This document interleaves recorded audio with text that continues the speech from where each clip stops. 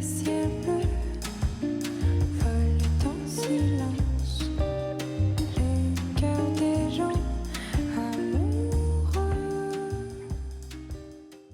everyone, so for today's video we are doing another buy this not that video, and if you aren't familiar with these I will leave my playlist link down below, but this is essentially a big comparison video. I love comparing products on my channel and I think that comparison reviews are really valuable, so I am going to be comparing a bunch of new releases today. So I'm going to be comparing new releases to each other.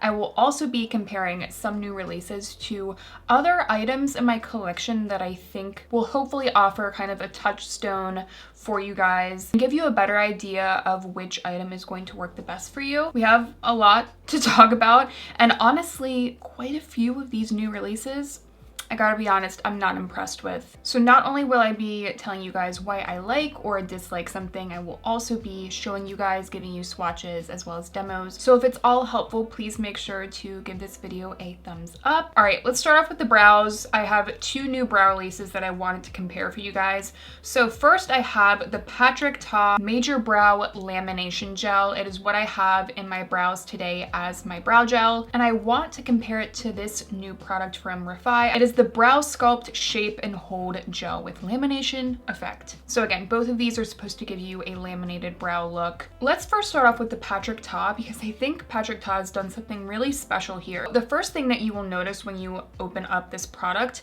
is that the wand is pretty interesting. I think it's really different than a lot of the brow gels out on the market. It does have rubberized bristles and the applicator is quite flat, which I think is actually really great if you want to really push up the brows. Not only that, but it actually has two different kinds of those rubberized plastic bristles. So at the bottom where it's a little bit more flat, the bristles are more spaced out, and at the top of the applicator, it kind of tapers down and you have a bunch of different varying lengths and shorter, more dense bristles. At the top, because you have those more densely packed bristles, you have a lot of control towards the top of the wand, but the bottom of the wand does a good job of just kind of putting everything together in its place and kind of evenly distributing the product. But at the top, you still have that tapered area where you can take each brow hair and put it exactly where you want it. All of that being said, this formula is a little bit gluey. I typically go for a pomade.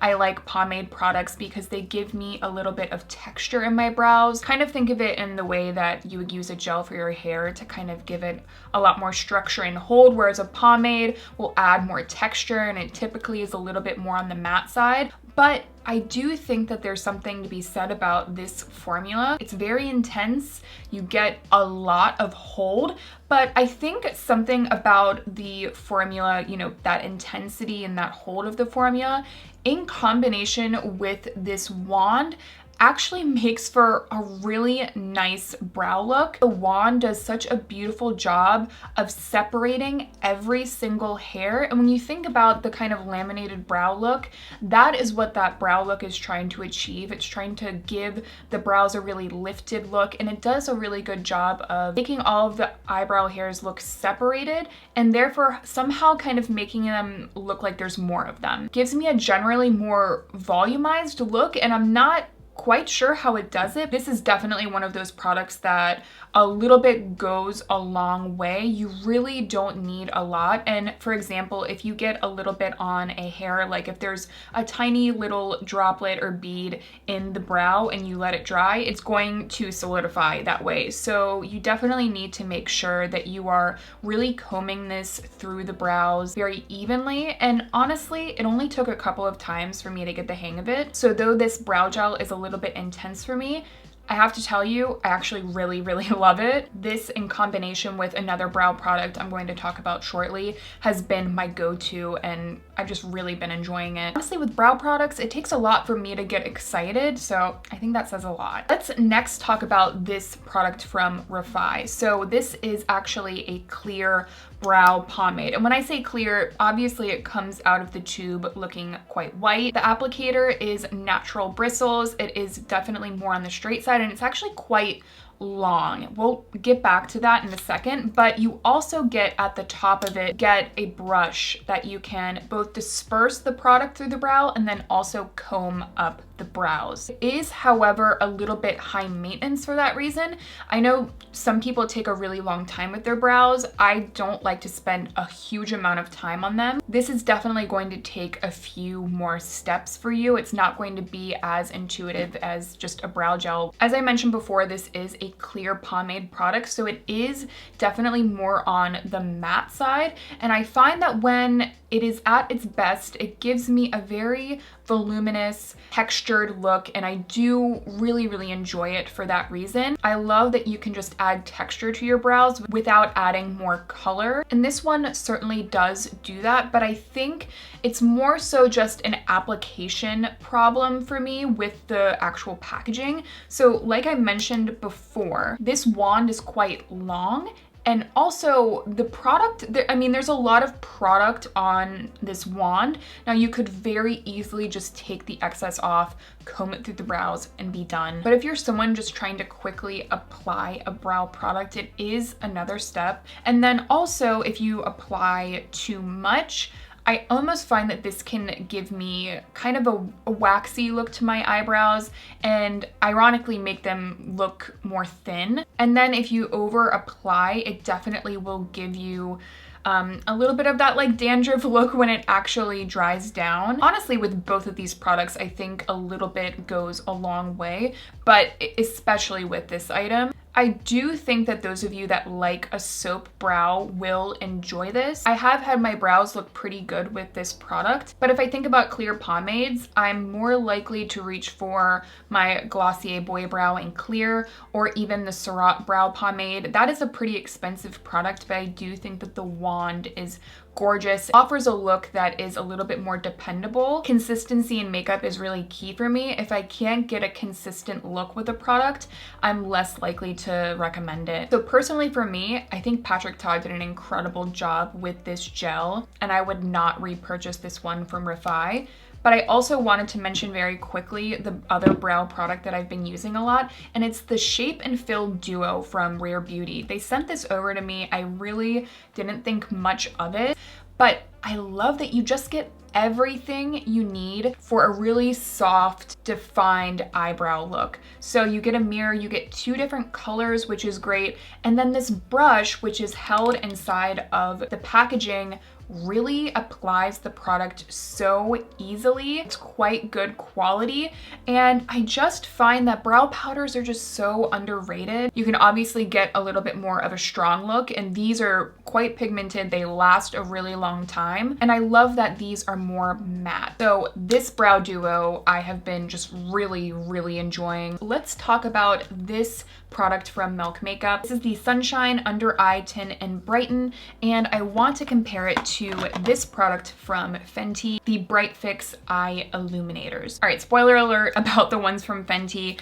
These did not work out for me. I do think the shades are good. I have Rose Quartz and Seashell, and really just the whole concept behind these items I really like.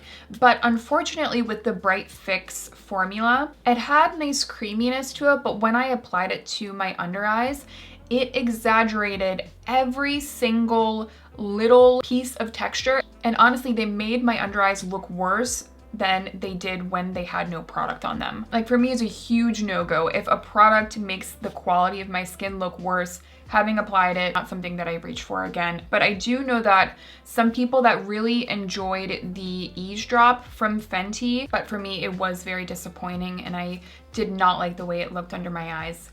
However, this new product from Milk Makeup is quite interesting. I was really excited about this one because I was hoping it would be a better...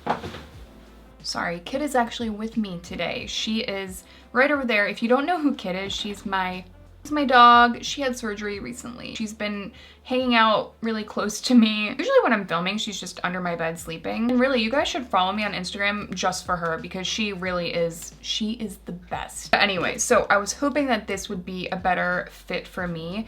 And I think that this formula is really unique. It's just not what I was expecting it to be. So first of all, the Sunshine Skin Tint from Milk Makeup has a little bit more emollients. There are some oils within it, so it just has a touch more of that creamy emollient finish. And that has a little bit more of a slip, not in a bad way. I actually think that that product is pretty good, but this is just not as rich as I was expecting it to be. Actually, funny enough, it's quite thin. And when you kind of tap it under the eyes, it does a really good job of like adhering to the under eye in a very like flattening way. And if you're someone like me, I kind of want just a more flat, smooth appearance under my eyes.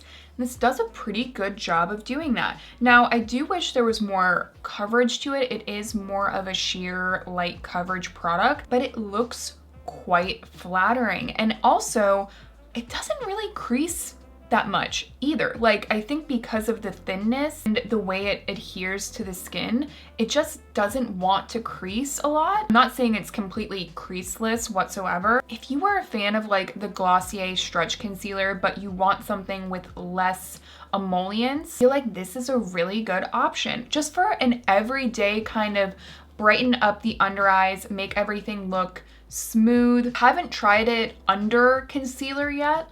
I'd be kind of interested to see how it looks. Overall, I'm glad that I tried this because it definitely is a better option for me. It does look like these aren't really strong color correcting shades, but I do find that it does do a little bit of correction. Next, let's talk about some cream shadows. Actually, more specifically, liquid shadows. So I want to compare the Item Beauty Lid Glaze Jelly Eyeshadow to the liquid shadows from Ulta Beauty. First, starting off with the Lid Glaze from Item. Upon first application, this product is really beautiful. So it's a liquid glitter kind of product. I don't think it's really a jelly formula whatsoever. I have the shade Desert Weekend, and this shade is really, really pretty. It's a kind of like khaki gold shade, and I just find that it's really flattering. And again, when you apply it right on the lid from the applicator, it gives you a beautiful wet look. Now, I think the issue comes in when you go to blend out this product.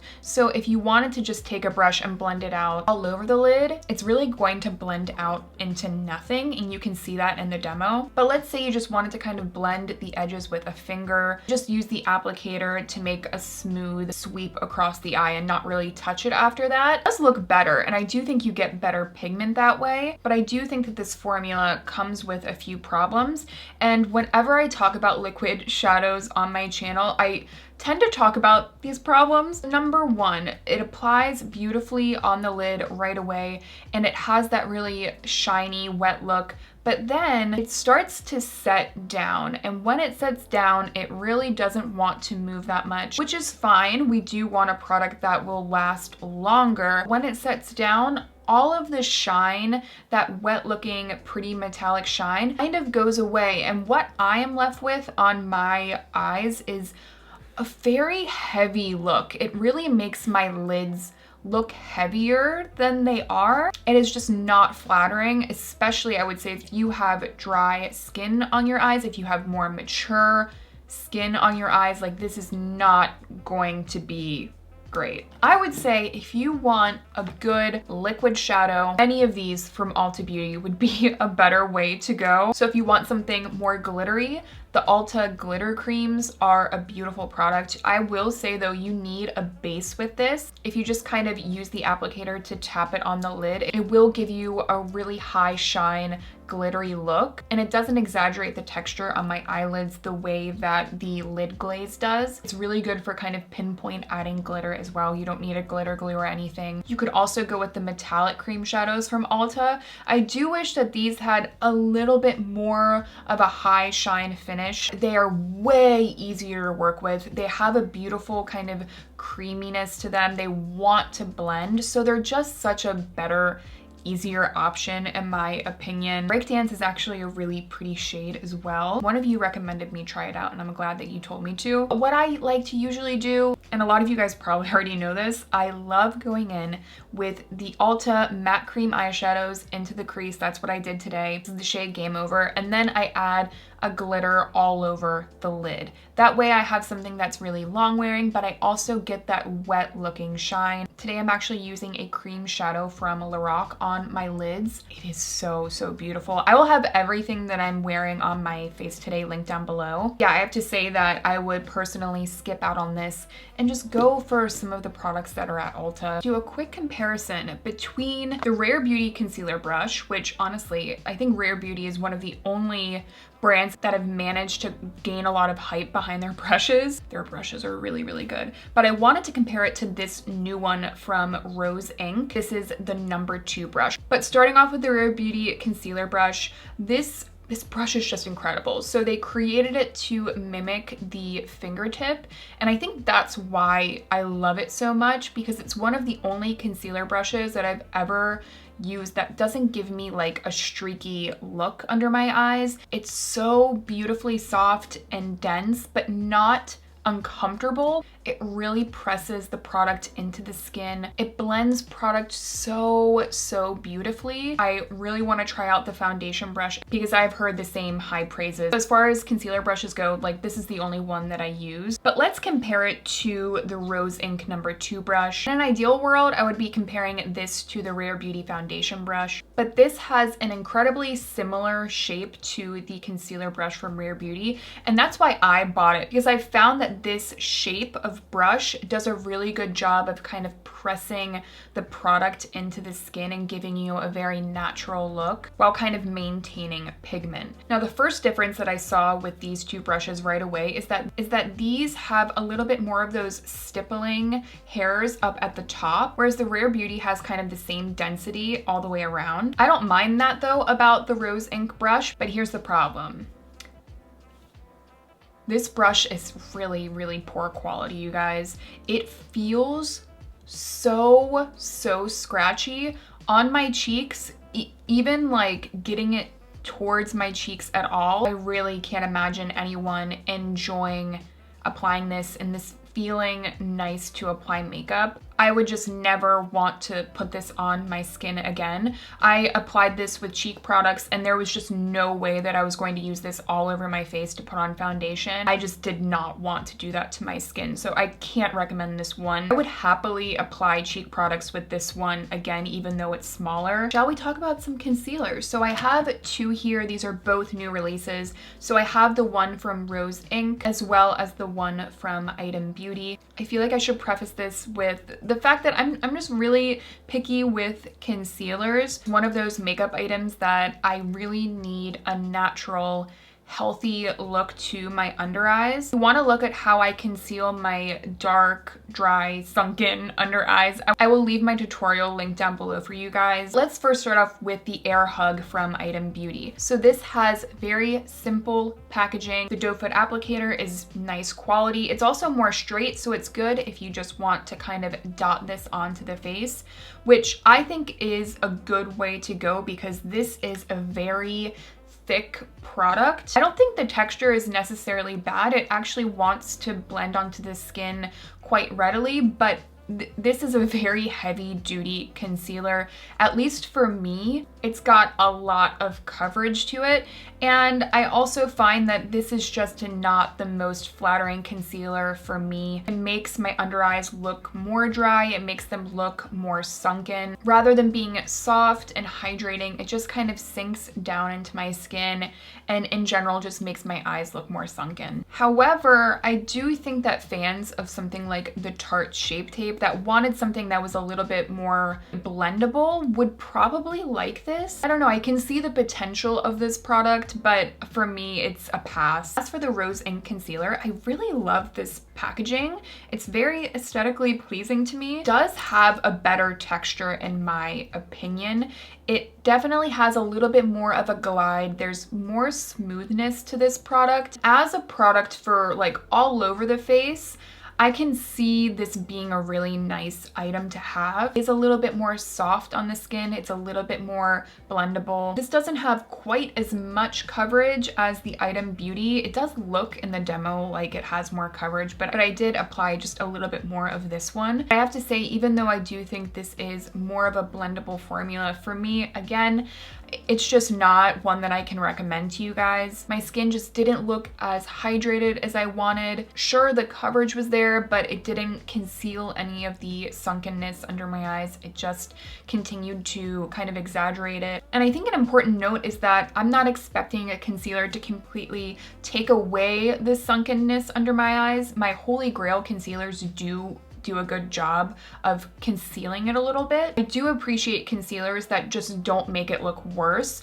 And when a concealer makes it look worse, that's when I have to pass on it. This one from Rose Inc, it does make me curious of how they are going to approach a foundation formula. If it is as blendable as this is, I do think that there's potential there. Next up, let's talk about some mascaras. So the one that I'm wearing today, we'll just start there, is the new one from Rare Beauty. It's the Perfect Strokes Volumizing Mascara. I really appreciated the idea behind this mascara because it was a mascara that they tried to formulate to be good for all types of lashes. Obviously, I can only speak to my lashes. I have pretty good length to my lashes, but they are a little bit straighter. I usually curl them. So this wand is more straight, but it still tapers a little bit in the middle. It's kind of like a straight hourglass. And the formula is great because it's right in the middle. It's not really, really dry. It's not really, really wet. So it's kind of like buying a mascara that is already at its peak. Now, I don't know how quickly this dries out yet. That's something that I will be paying attention to. But if you just want like an everyday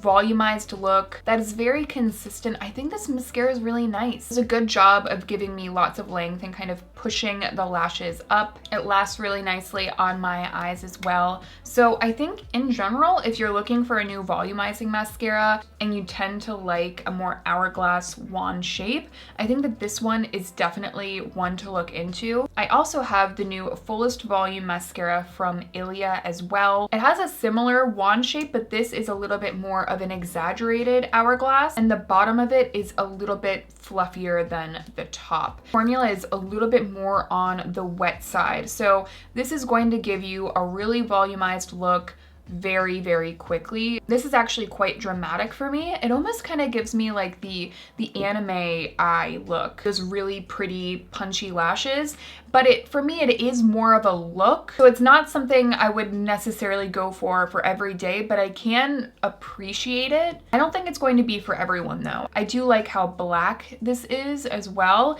It lasts okay. I think like occasionally I'll see a little bit of flaking, but I've also really been liking this one from Kjaer Weis. This is the Impossible mascara, and I think that this is really, really pretty for a nice separated everyday lash look. So the wand is very different than the other two we've talked about. It's kind of like a flat oval. There's fluffiness all the way around, but it is more flat.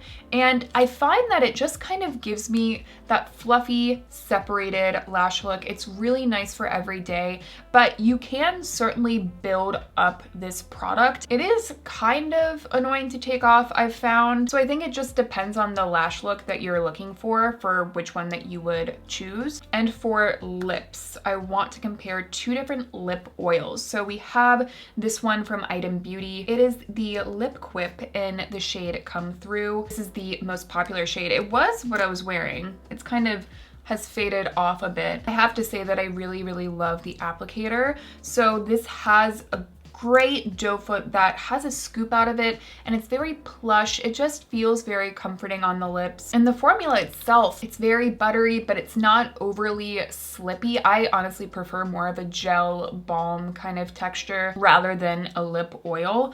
But this one doesn't feel too slippy on my lips. And the pigmentation is really beautiful. I think this shade is so nice, really easy for every day. And I love it because it gives gives me that kind of jelly, high shine, fill in the lines of your lips kind of look, but the shade and the pigmentation aren't too much. It's very translucent, so it doesn't look awkward on my lips. I'm not sure if that's the case with other shades, but it is for this one. It will kind of sink down into the lips as you continue to wear it, and it does hydrate them, but I don't think that this is a replacement for a lip balm. I do really like it though. I love the combination of that kind of jelly, translucent look to the pigment with just the overall comfort of it. However, you don't get a lot of product, you get 0.13 ounces, but let's compare it to an old favorite of mine, the Chapstick Total Hydration Tinted Lip Oils. I have two shades here. I have Subtle Pink as well as Blushed Bronze. Right off the bat, I would say the Item Beauty has much better packaging because these are just kind of squeeze tubes. They get a little bit messy, which I'm not gonna lie is kind of annoying about them, but the formula itself is really beautiful. It's more of a liquid lip balm texture with lip oils infused rather than a straight lip oil. I think which one you choose between the two is going to depend on what you're looking for from your lip product. These have a really cushiony texture to them. They do offer a really beautiful glassy shine. They have a touch more pigment than the Item Beauty, but I still think that the pigmentation is really nice and balanced to the whole formula. And the smell of these is really nice. It's kind of like a candy watermelon scent. And actually when I tried the Item Beauty Lip Quip, I was immediately reminded of these, not just because of the formula, but because of the smell. The Item Beauty is a little bit more of like a candy peach rather than a candy watermelon that I actually think is really nice. You don't notice it once it's on the lips, but it is nice upon initial application. You do get 0.24 ounces of product with the Chapstick Total Hydration Tinted Lip Oils. I just think that these are such an underrated product. I've talked about them for a long time on my channel, and I wanted to say that, you know, if you have these, you probably don't need this. If you're looking for a tinted lip oil, depending on what kind of formula you're going for, hopefully that comparison ends up being helpful. So I will have all of the products that I talked about linked down below for you guys. I really hope this video was helpful for you guys, and if you did enjoy it, please let me know by giving this video a thumbs up. I will leave my Buy This Not That playlist for you guys, just in case you guys want to check out those videos. Thank you guys as always for watching, and I will see you all in my next one.